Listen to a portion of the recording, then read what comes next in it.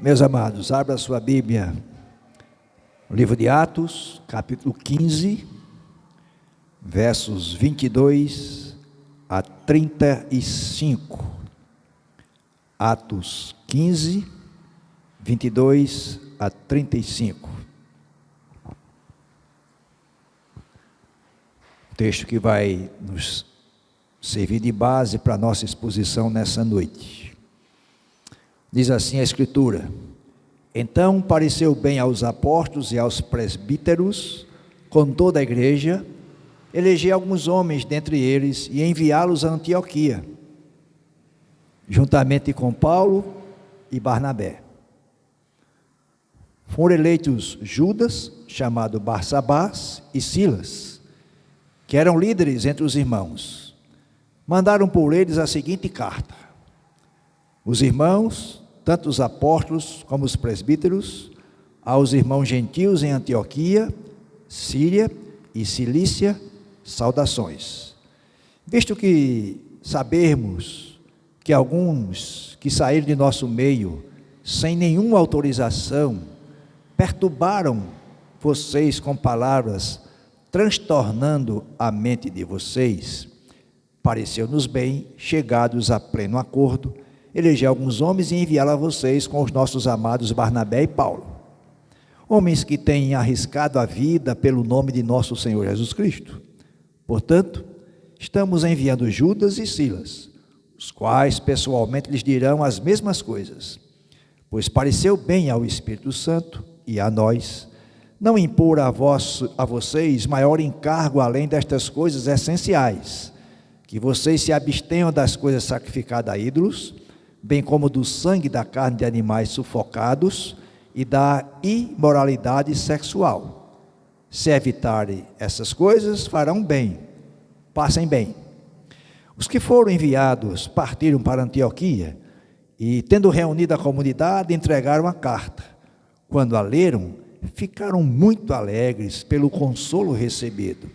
Judas e Silas, que eram também profetas, consolaram os irmãos com muitos conselhos e os fortaleceram. Tendo-se demorado ali por algum tempo, os irmãos deixaram que voltassem em paz aos que os enviaram. Mas pareceu bem a Silas permanecer ali. Paulo e Barnabé demoraram-se em Antioquia, ensinando e pregando com muitos outros a palavra do Senhor. Até aqui a leitura da palavra de Deus. Lembrando do nosso tema geral, a soberana vontade de Deus e a ação do Espírito Santo na igreja. Nós estamos, desde domingo passado, olhando o capítulo 15, o Conselho de Jerusalém. Vai do versículo 1 até o 35. E a gente viu domingo, né? Quando os problemas surgem, o que é que faz com eles? E hoje a gente vai ver aí que problemas solucionados definem diretrizes. Lição de uma carta. É o que nós temos nesse texto. Lembrar, meus amados, que domingo passado nós vimos aquela discussão entre os presbíteros e os apóstolos em Jerusalém acerca das bases das quais os judeus deveriam ser aceitos na comunhão da igreja. E o problema eram os não-judeus, os gentios. Como é que eles deviam ser aceitos na igreja? E gerou uma celeuma, um problema, e a gente lembra que àquela altura a igreja era formada, constituída, a maior parte de judeus que haviam crido em Jesus. E esses judeus mantinham alguns costumes da lei de Moisés, ainda, mesmo tendo se tornado cristãos.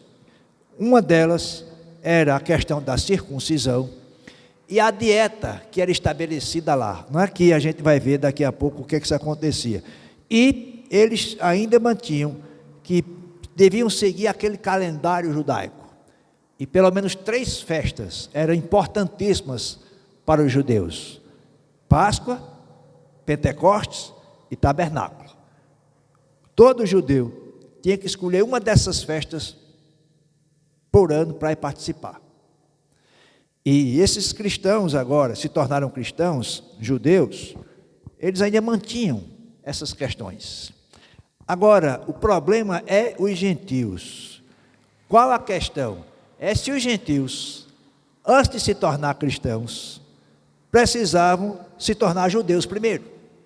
Porque você lembra que desceram alguns lá de Jerusalém, versículo 1 do capítulo 15, foram lá para Antioquia e ensinaram os irmãos. O que é que eles ensinaram? Se vocês não forem circuncidados segundo o costume de Moisés, não podem ser salvos. Esse foi o problema que chegou a Jerusalém. Porque lembre-se que Paulo e Barnabé lá em Antioquia discutiram com esses que desceram para lá, para ensinar isso para aqueles irmãos. E agora isso chega lá para a igreja em Jerusalém resolver esse problema. E o que é que aconteceu? Depois de muito debate, Pedro falou como Deus tinha usado a ele para abrir as portas aos gentios. Pedro está se referindo àquele episódio em que ele foi pregado na casa de Cornélio, um gentio. E enquanto Pedro começou a falar naquela casa, Cornélio e sua família e os convidados receberam o Espírito Santo. Aí Pedro está testemunhando isso para a igreja de Jerusalém, nesse momento do concílio. E aí, o que é que acontece? Pedro diz que eles receberam o Espírito Santo do mesmo jeito que nós recebemos lá no Pentecostes. E agora, depois que Pedro fala, Pedro vai dizer que os gentios não precisam receber essa imposição dos costumes de Moisés, porque se a gente fizer assim, a gente vai estar tentando a Deus. São as palavras de Pedro. Ou seja, nós somos salvos pela graça por meio da fé e não por obras da lei. Essa verdade continua valendo. Se esses irmãos foram salvos por isso, e esses gentios também, essa verdade continua válida para os nossos dias. Somos salvos pela graça por meio da fé e não por obras da lei. Depois da palavra de Pedro, os irmãos vão lembrar que houve silêncio na assembleia, na igreja, e aí Pedro e Paulo e Barnabé aproveitaram para dar o testemunho deles. O que é que aconteceu na primeira viagem missionária deles? Que os irmãos lembram, né? Saíram de Antioquia, foram para Chipre, atravessaram a ilha, chegaram a Pafos, houve conversões. Sérgio Paulo, né, o governador da ilha, se converteu. Subiram mais um pouco para a Galácia, cidade de Troade, de Derbe, de Listra. Tudo foi anunciado o Evangelho. E Paulo e Barnabé estão dando testemunho do que aconteceu nessa viagem. Os sinais e prodígios que aconteceram por meio deles naquela primeira viagem, como Deus operou através deles, Paulo e Barnabé, e Deus operou entre os não-judeus, os gentios, que era a causa desse problema que chegou à igreja de Jerusalém. Então, e lembrar que Paulo e Barnabé passaram por essas igrejas, nessas cidades, organizando as igrejas e promovendo a eleição de presbíteros. Muito bem, depois do testemunho de Paulo e Barnabé, é a vez de Tiago, o presbítero, o irmão de Jesus, que era uma das colunas da igreja de Jerusalém. Tiago toma a palavra e aí ele fala e aponta, né, nos versículos 16 até o 18, a profecia de Amós, de que no futuro Deus ia juntar um povo. Ele está dizendo, isso se cumpriu agora, em nós, os judeus, e nos não-judeus, nos gentios. Ou seja, esse cumprimento agora é a igreja de Cristo. Amós havia falado que um dia Deus ia restabelecer o tabernáculo caído de Davi, ou seja, a descendência, a dinastia de Davi, que agora acontece com Jesus, que quebra a barreira de separação, o muro de judeus e não-judeus, e torna um povo só, a igreja de Jesus Cristo. Muito bem, então o que é que acontece? Diante desse resumo do que nós vimos domingo, o que é que nós vamos ver agora? A decisão da igreja.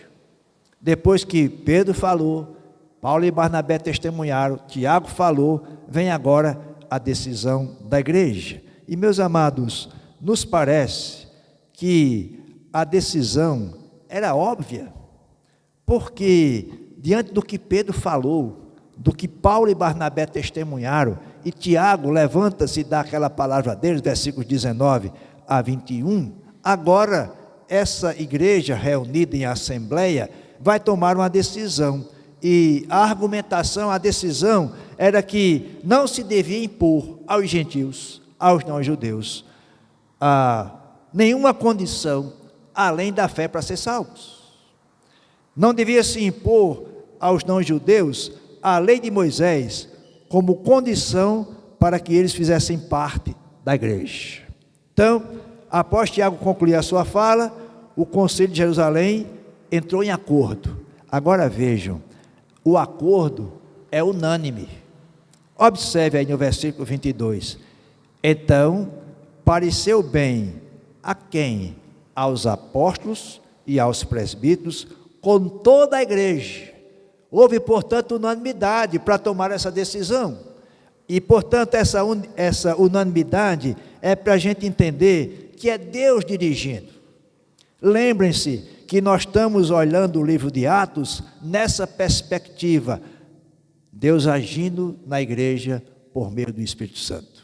E aqui não é diferente. Observe, meus amados, que diante disso, o que é que a igreja fez? Elegeu alguns homens, dentre eles, e enviá-los a Antioquia, juntamente com Paulo e Barnabé. É a decisão da igreja. Nós resolvemos mandar Paulo de volta, não é? Como emissários desse concílio, junto com alguns irmãos da igreja. E observe que é Judas, Barsabás e Silas, os eleitos, para ir com Paulo e Barnabé. E para onde é que eles vão? Para a região da Síria, da Cilícia e de Antioquia. E qual é a instrução que eles têm agora? Bom, vocês vão seguir com esses irmãos, Paulo e Barnabé, e note que ele diz que esses irmãos, Judas e Silas, eram líderes dentro da igreja. Líderes que são separados. Você lembra alguma coisa quando fala que esses irmãos eram líderes na igreja? Lembra-se da igreja de Antioquia, está reunida num culto, em oração e jejum, e o Espírito Santo fala, me separe 2 líderes, Paulo e Barnabé. Aqui é a mesma coisa, separe 2 líderes, para seguirem para a cidade de Antioquia, para a igreja de Antioquia. Agora observe, os versículos 23 a 29, apresentam o conteúdo da carta, não é? O que eles resolveram, porque no verso 23 diz, mandaram por eles a seguinte carta, e então Lucas registra todo o conteúdo da carta, ou seja, o que vai estar relatado na carta, é o que eles já tinham decidido, não é? Os versículos anteriores já tinham decidido isso, e a gente vai ver. Então, o fato de Lucas registrar a totalidade da carta, demonstra a importância teológica dessa carta, para aqueles irmãos lá de Antioquia, e para a igreja primitiva como um todo. E é interessante a gente perceber, e não podemos esquecer, Lucas é historiador, e como bom historiador, ele arrola detalhadamente as fontes primárias, ou seja, onde é que teve isso? Na igreja. O que é que aconteceu na igreja? O concílio. E o que é que o concílio decidiu? Isso que eu estou registrando para vocês. Se é o bom historiador, ele vai nas fontes primárias e são essenciais para a narrativa. Então Lucas quer mostrar com o conteúdo dessa carta, preservar os detalhes, assegurando, portanto, a sobrevivência da sua mensagem, a relevância disso aqui para a igreja. Então, vamos ver a decisão contida aí nesses versículos 23 a 29. E vejam, qual a posição dos apóstolos e dos presbíteros e da igreja. Ou seja, é claro, bem claro para nós, de que os gentios, para serem cristãos, não precisavam primeiramente se converter ao judaísmo. Essa é a decisão do concílio. E vai dizer por que depois. Agora vejam, eles não precisavam das obras da lei, não precisavam da circuncisão, e eles não precisavam guardar aquela dieta dos judeus, nem participar das festas. E note, meus amados, por quê? Eles não precisavam parar de comer a carne com sangue, a carne de porco. Eles não precisavam passar a serem judeus para serem cristãos. Até porque o que eles já tinham que fazer, já fizeram. Creram em Jesus Cristo, por obra do Espírito Santo. Mas por que a carta, Tiago, diz as suas palavras na sua fala, e depois a carta registra isso? Por que diz para os gentios para se submeterem a isso que ele está dizendo? Verso 29 vai dizer que vocês se abstenham das coisas sacrificadas a ídolos, bem como do sangue, da carne de animais sufocados e da imoralidade sexual. Se evitar essas coisas, farão bem. Bom, essa é a recomendação da carta, no geral. Agora, então quer dizer que está sendo o contrário. Se eles disseram que a salvação é pela graça, por meio da fé, como é que está dizendo para os gentios se comportarem assim? Vamos entender isso. Observe que a carta é direcionada lá para a Síria, a província maior, para a Cilícia, a província maior, e para Antioquia, a capital da província. E nesse meio não havia somente gentios, havia judeus que estavam juntos. Na igreja de Antioquia havia gentios, boa parte deles, mas havia judeus. Então, o que é que a carta dizia? Saúda os irmãos, no início aí, lá no início do versículo 23, e depois vai dizer que os apóstolos e presbíteros e apresentaram Pedro, que falou na assembleia e participou da discussão. Agora observe o que é que diz, verso 24: sabemos que alguns irmãos saíram de nosso meio sem autorização. Ou seja, aqui no versículo 1, alguns indivíduos que foram da Judéia para Antioquia ensinavam os irmãos. Esses indivíduos, provavelmente judeus convertidos ao cristianismo, não foram autorizados pela igreja, foram por conta própria, a revelia, para dizer para esses irmãos o que tinham que eles fazer. Agora observe que a decisão, diz lá, tanto os apóstolos como os presbíteros tomaram a decisão. Então não foi Pedro que tomou a decisão sozinho, nem Tiago. E qual a lição aqui para nós? É que a decisão foi do colegiado, apóstolos e presbíteros na igreja, e com toda a igreja. O que é que a gente tira de lição aqui? É que Pedro não é o papa da igreja. Ainda que alguém queira dizer isso, mas olhando para aqui, se o fosse, a decisão era dele. Mas diz que quem tomou a decisão foi os apóstolos e os presbíteros. Agora observe, a carta deixa claro que esses que foram para lá não foram autorizados. E os irmãos lembram que eu disse domingo, de Jerusalém para Antioquia, aproximadamente 400 a 450 quilômetros. Viajaram isso tudo. Um cálculo aí aproximado, de cavalo ou de jumento, umas 3 semanas. A pé um pouco mais. Viajaram isso tudo para poder perturbar esses irmãos lá da igreja de Antioquia. Não foram autorizados. Agora vejam, o que é que acontece?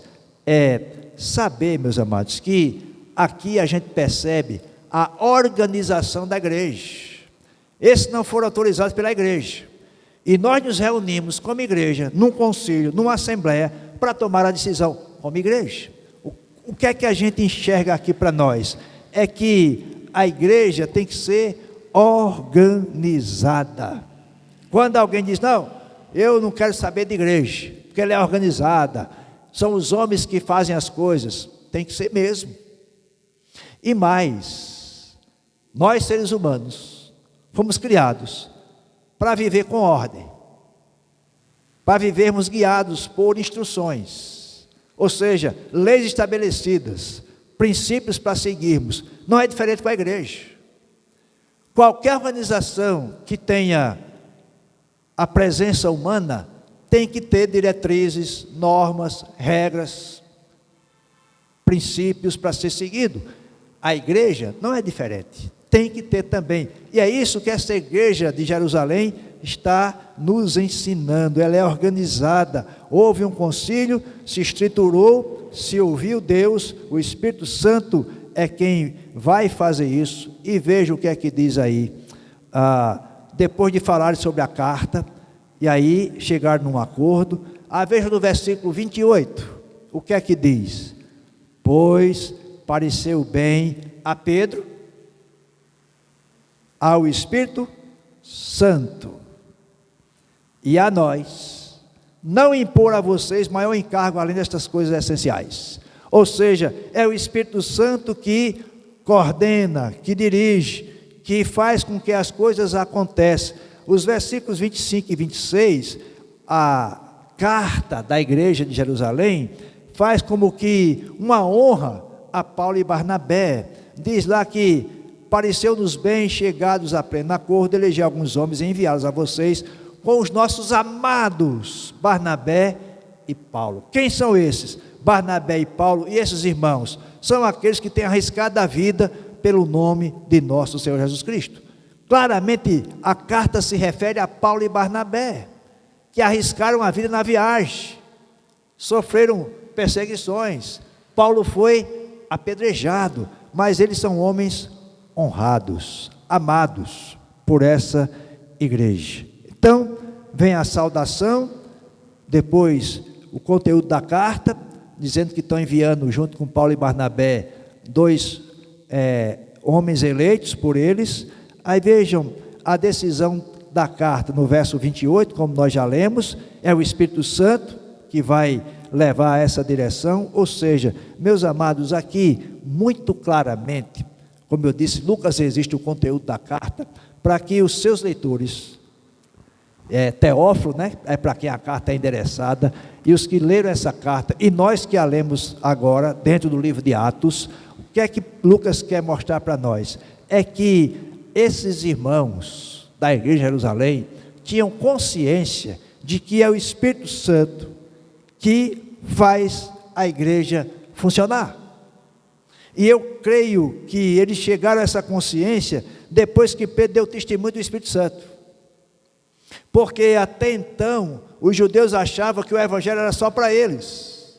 Mas quando Pedro diz, olha, eu fui na casa de Cornélio, um gentil, e quando eu cheguei lá, assim que comecei a falar, o Espírito Santo desceu sobre eles, assim como desceu sobre nós no Pentecostes. Isso, portanto, fez com que a igreja entendesse que é o Espírito Santo que dirige as ações da igreja. E não é diferente hoje, continua. A igreja precisa da direção do Espírito Santo para fazer a sua obra. Agora chega no verso 29. O que é que se exige dos gentios? Devia se abster dessas coisas essenciais. Quais são as coisas essenciais?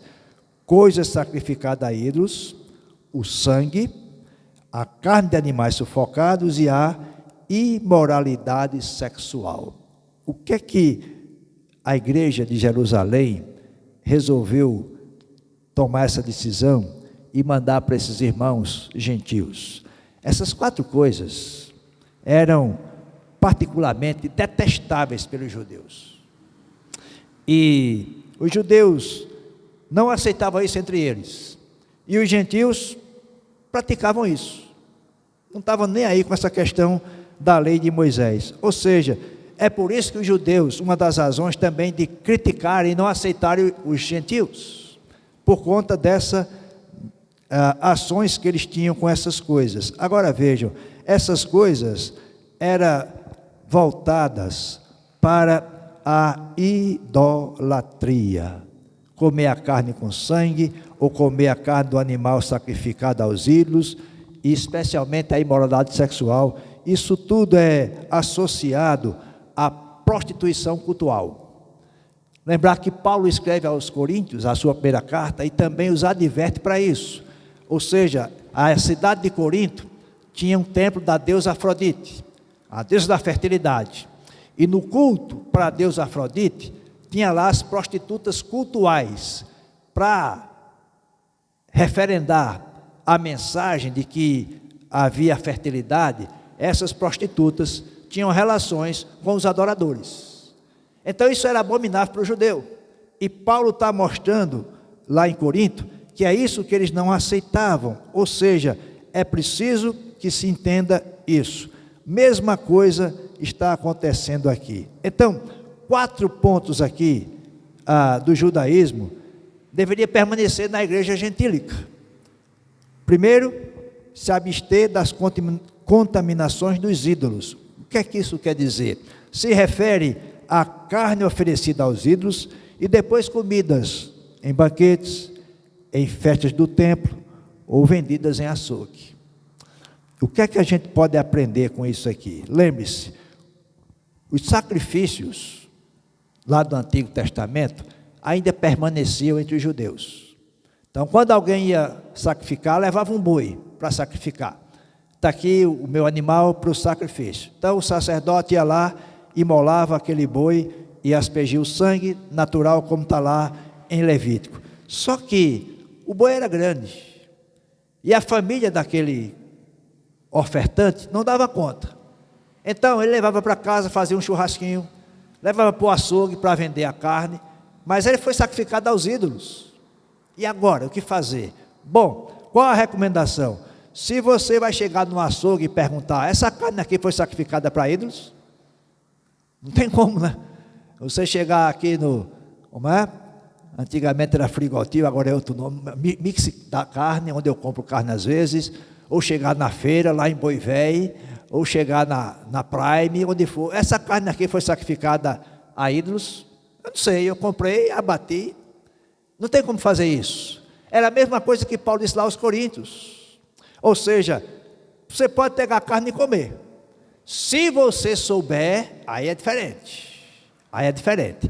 É isso que a carta está dizendo para aqueles gentios. Depois, se abster da prostituição, ou seja, as relações sexuais ilícitas. E, meus amados, aqui envolve tudo o que você pensar. A palavra aqui para imoralidade sexual é porneia, do grego. Envolve tudo que você pensar dentro de uma relação sexual ilícita. Fornicação, namorado com namorada transando, errado. Sexo antes do casamento, errado. Adultério da mulher ou do homem, errado. Tudo que você pensar fora do que Deus estabeleceu para a sexualidade era abominável.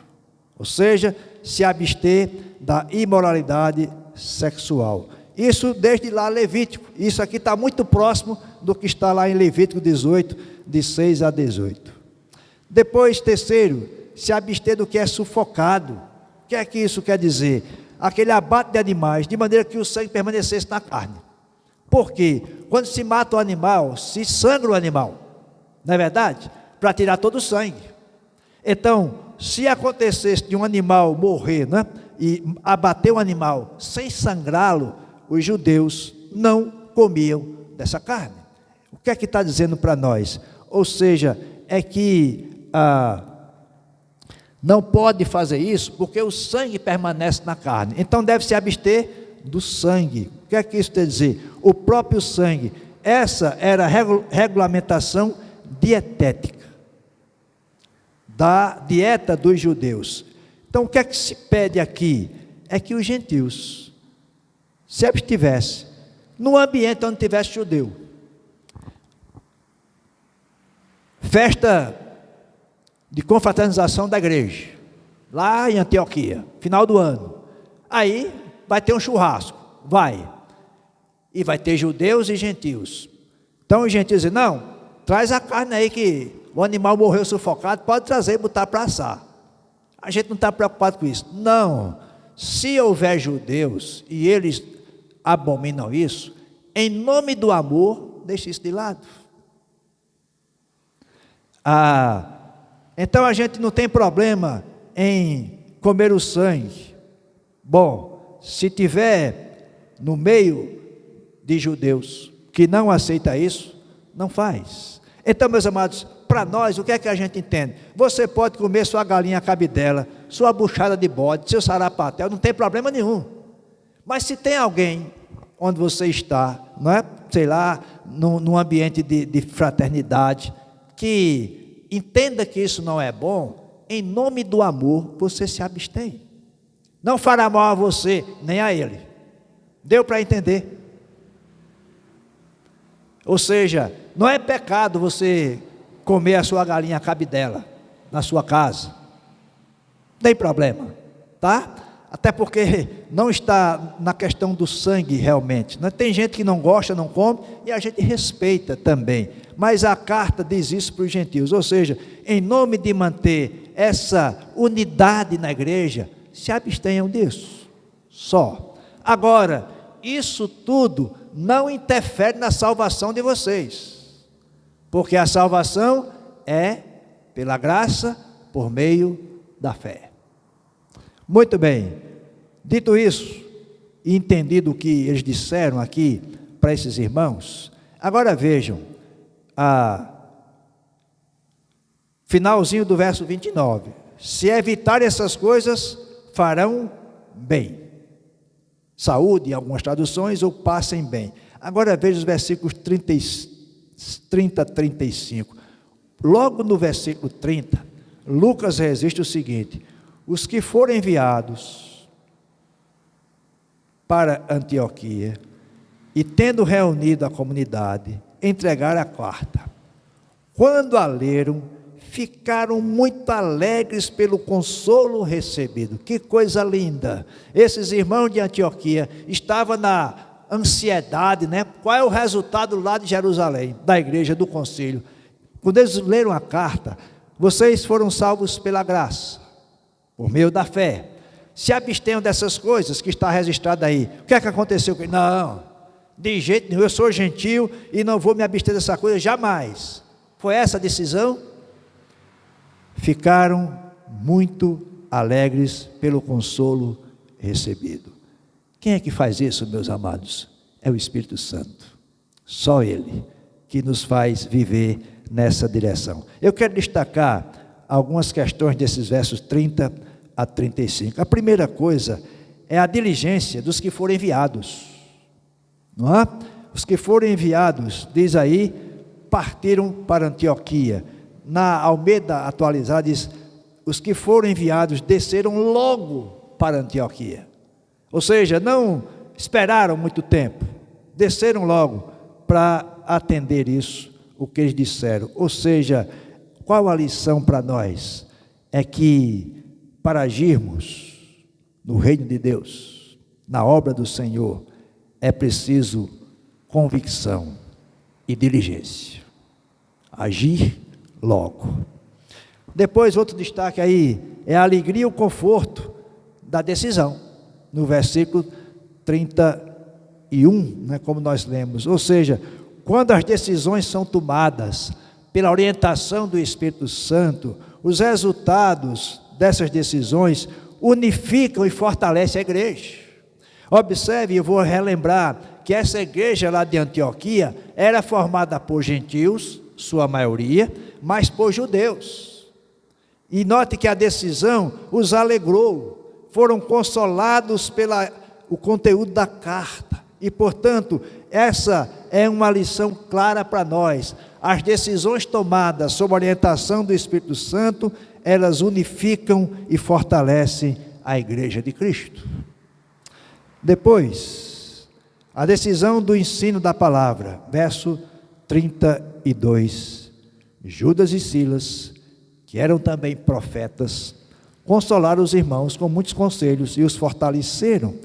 E é interessante que até o verso 35 vai mostrando como isso aconteceu. Qual a máxima aqui para nós? É que eles ensinaram esses irmãos. Profetas aqui, vamos destacar, não é aquela ideia de profeta do Antigo Testamento, que Deus separava para anunciar algo que Deus estava preparando para o seu povo. Profeta aqui é aquele que é separado por Deus para ensinar, para pregar. Então Silas e Judas, Barsabás, eram esses profetas, não é? Além de ser líderes na igreja, eram também profetas. Note que o texto continua, diz que eles se demoraram por algum tempo. Depois de algum tempo, os irmãos disseram que eles podiam ir, não é, voltar em paz lá para Jerusalém. Na sua Bíblia, o versículo 34, está entre colchetes, veja aí. Está. Por que será? Sempre que aparece um texto entre colchetes, significa que no original, na carta, no texto de Lucas, ele não aparecia. Em outros manuscritos posteriores vai aparecendo. Então coloca-se em colchete para que a gente entenda, não é?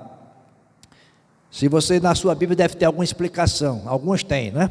O texto entre colchetes se encontra apenas em manuscritos mais recentes. Bom, logo vai aparecer a crítica bíblica para dizer um acréscimo na palavra de Deus. Se você lembrar de Marcos 16, o final está entre colchetes. O que é que a gente explica com isso? Não é um acréscimo para o mal. Talvez o copista, né, vendo isso, porque logo a seguir diz lá, mais para frente, que Paulo escolheu Silas para caminhar com ele. Bom, se Paulo continua em Antioquia, e é de lá que vai para a segunda viagem, e se Judas e Silas voltaram para Jerusalém, e note que são 450 quilômetros, então algum tempo depois Paulo vai sair da viagem missionária. Quanto tempo? Lucas não registra, diz só que alguns dias depois. Alguns dias pode ser um mês, 2 meses, pode ser uma semana, a gente não tem a precisão disso. Mas o que prevalece aqui para nós é que o copista colocou isso, pareceu bem a Silas permanecer ali. Ou seja, talvez Silas tenha ido e voltado rápido, ou talvez ficou lá mesmo. A gente não tem indicação disso aqui. Mas note o que é que diz o versículo 35. Paulo e Barnabé demoraram-se em Antioquia, ensinando e pregando com muitos outros a palavra do Senhor. Observaram que não é só Paulo e Barnabé, há muitos outros pregando na igreja de Antioquia. Ou seja, a responsabilidade sobre os ombros daqueles que são separados para instruir outros, temos que ter em mente essa tarefa nobre do ensino da palavra de Deus, da pregação da palavra de Deus. E meus amados, aquela situação aparentemente desfavorável, Deus a transformou em algo que edificou a igreja, uniu a igreja na obra do Espírito Santo. É assim que Deus age, é assim que Deus age. Quando a igreja se submete à direção do Espírito Santo. Qual a aplicação para nós, olhando para esse texto? Situações desfavoráveis vão sempre acontecer, comigo e com você, com a igreja, vai sempre acontecer. E quando nós buscarmos a orientação do Espírito Santo, nós vamos receber diretrizes para resolver o problema, e vamos aprender lições com ele. É isso que esse texto nos ensina. Ou seja, problema existiu, os judaizantes que foram lá dizer para os irmãos gentios, tem que cumprir a lei de Moisés, tem que circuncidar para ser salvo. Esse problema gerado, vai para Jerusalém, o concílio se reúne, resolve o problema, dá diretrizes e ensina. É assim que a gente tem que aprender, olhando para a Bíblia, olhando para o ensino do Senhor. E meus amados, lembrar de que as coisas que acontecem conosco, os problemas que vêm para a nossa vida enquanto cristãos, quando a gente proclama o nome do Senhor Jesus, lembre do que nós lemos em Romanos 8, nada vai nos separar do amor de Deus, Nada. E esse mesmo capítulo 8 de Romanos, os versículos anteriores, diz que as coisas concorrem para o bem daqueles que amam a Deus, dos que são chamados segundo o seu decreto. Ou seja, isso é o que acontece na igreja. Entre nós, problemas virão, mas se submetendo à direção do Espírito Santo, teremos soluções, diretrizes e lições para as nossas vidas. E meus amados, uma outra aplicação para nós, olhando para esse texto: quando os problemas surgirem no seio da igreja, no seio da família, no seu trabalho, nas suas relações, seja parte da solução do problema, e não aquele que aumenta o problema. Se submeta ao Espírito Santo para ser usado na solução do problema. Se submeta à palavra de Deus para ser solução para o problema. Essa deve ser também uma lição para nós, olhando para esse texto. Pensem se Pedro e Tiago e os presbíteros de Jerusalém dissessem: não, o problema de vocês resolvam lá. Não há? Não, eles se colocaram como solução para o problema. Pedro testemunhou, Tiago ouviu, Paulo e Barnabé testemunharam e saiu a diretriz para a igreja de Antioquia. Terceira e última aplicação e lição para nós: problemas nos fazem mexer conosco, a tomar atitudes, a definir como vamos agir, como vai ser a nossa conduta. E meus amados, como a igreja de Cristo, nós precisamos ao máximo tirar proveito da direção do Espírito Santo na vida da igreja. E isso a gente tem que pensar sempre, porque quando a gente pensa isso, a gente vai entender a soberana vontade de Deus e a ação do Espírito Santo na vida da igreja. Então esse concílio de Jerusalém nos mostrou que problemas existem, mas quando eles são solucionados, define diretrizes e tem lições que a gente aprende com eles. E essa carta da igreja de Jerusalém para Antioquia trouxe e traz lições para nós sempre que a lemos. Que Deus nos abençoe. Amém? A gente vai domingo começar a ver a segunda viagem missionária de Paulo, aí dos versículos 36 e entrar pelo capítulo 16. Vamos orar nesse instante. Senhor Deus Todo-Poderoso, te louvamos, ó Pai, porque a Tua palavra nos ensina, Tua palavra nos dá direção, Tua palavra nos mostra que os problemas que venham a nos alcançar pessoalmente, coletivamente como igreja, quando direcionados para a solução que o Espírito Santo traz através da Tua palavra, nós aprendemos a tomar decisões com diretrizes, aprendemos lições. Ó Pai bendito, que o Teu Espírito Santo realmente seja o guia maior e primeiro dessa igreja, das nossas vidas. Para o louvor da Tua glória, Senhor, nos ensina a tratar os irmãos, tratarmos uns aos outros com alegria, com amor, na presença do Espírito Santo, sabendo que é o Teu Espírito que nos faz viver como igreja. Louvamos o Teu nome por essa igreja e te pedimos a Tua bênção sobre ela a cada dia. Ó Pai, nos dá uma semana sobre Tua proteção e cuidado, e que tudo que nós fizermos seja para a Tua glória. Em nome de Jesus. Amém. Receba a bênção. Que o amor de Deus, eterno e imutável amor, a graça, maravilhosa e eterna graça de Jesus Cristo, a comunhão, as consolações, a presença do Espírito Santo, estejam com todos nós e com todo o povo de Deus, hoje e para sempre. Amém. Amém. Faça a sua oração em silêncio agora.